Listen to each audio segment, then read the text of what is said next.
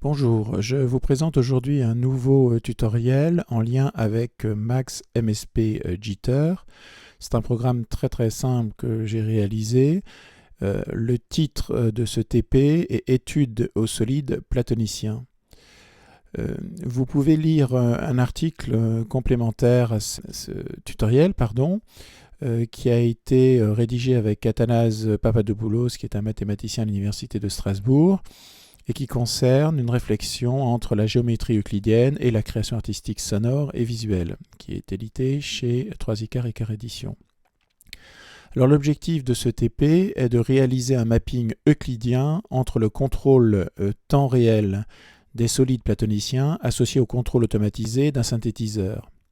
Je rappelle qu'en géométrie euclidienne, un solide de Platon est un polyèdre régulier et convexe.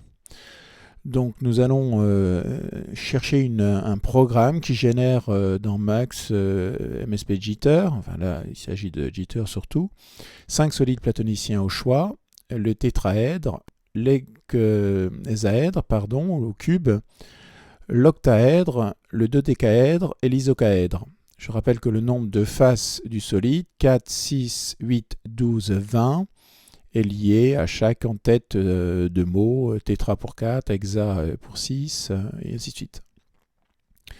Alors, en ce qui concerne le choix de mes mappings, j'ai opéré une première idée, qui est, j'appelle ça le mapping 1, qui est de travailler sur le mouvement horizontal des objets. Deuxième mapping, je travaille sur la rotation des objets. Troisième mapping sur la taille des objets. Et le quatrième sur un rapport entre forme et timbre lié à la synthèse du son. Alors, voyez en rouge, j'ai noté plusieurs boîtes importantes pour réaliser ce programme. Tout d'abord, en bas à gauche, il y a cette boîte JIT-GL Plateau qui nous permet de générer ces 5 solides.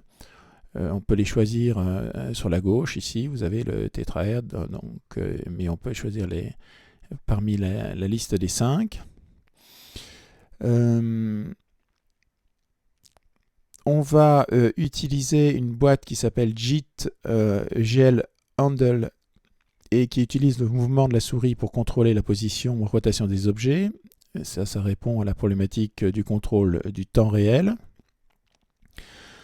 On a une boîte JIT GL Render, Grandel, ça c'est le nom à chaque fois de la fenêtre qui permet de visualiser, qui s'occupe entre guillemets du rendu 3D dans le cadre de Jitter OpenGL.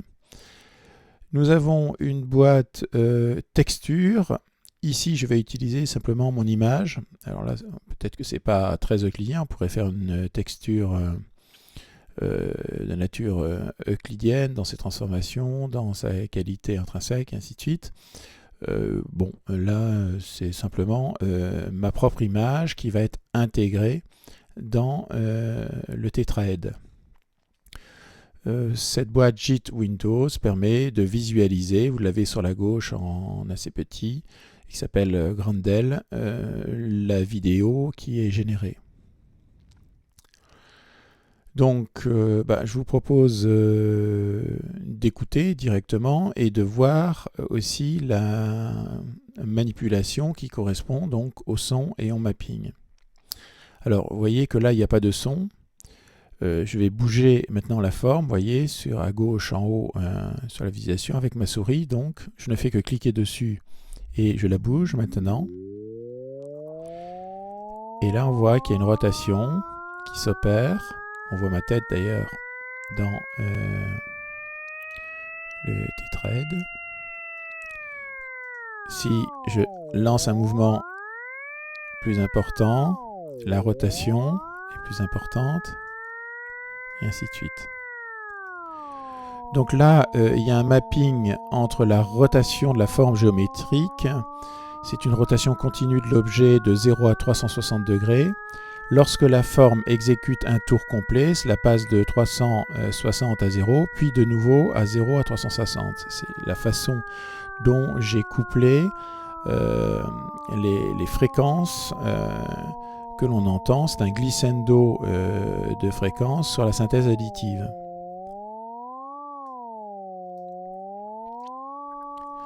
Autre mapping, c'est le mouvement horizontal des objets. Donc on peut dire qu'il s'agit ici non plus d'une rotation mais d'une translation en termes de transformation euclidienne.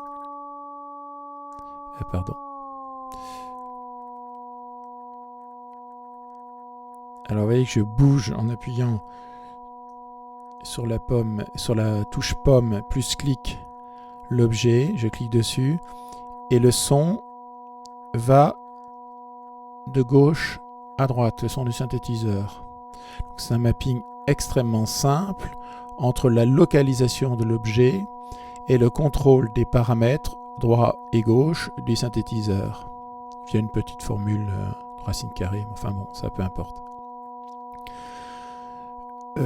Autre mapping, ça concerne la taille de l'objet. Donc là, si je fais Alt-clic sur l'objet,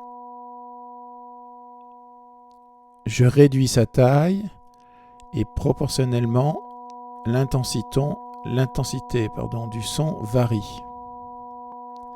Voilà, ça c'est un autre mapping. Et le dernier mapping, le rapport entre la forme et le timbre, il faut savoir juste, si je clique d'ailleurs, on peut le voir dans le synthétiseur ici,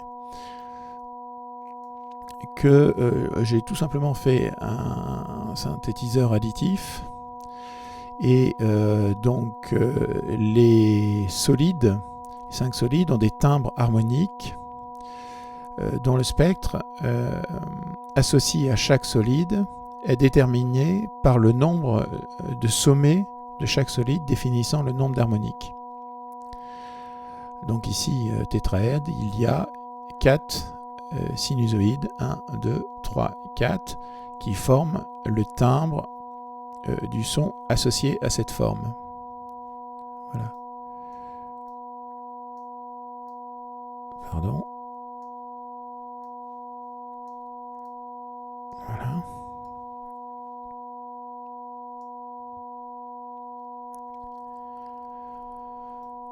Donc, on peut jouer de nouveau avec la forme.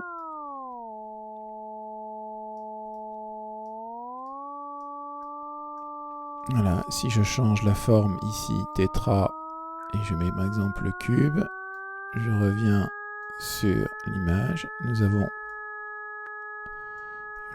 la forme du cube qui apparaît et toujours mon image qui est texturée dans cette forme. Voilà pour cette correction et ce tutoriel. Je vous remercie.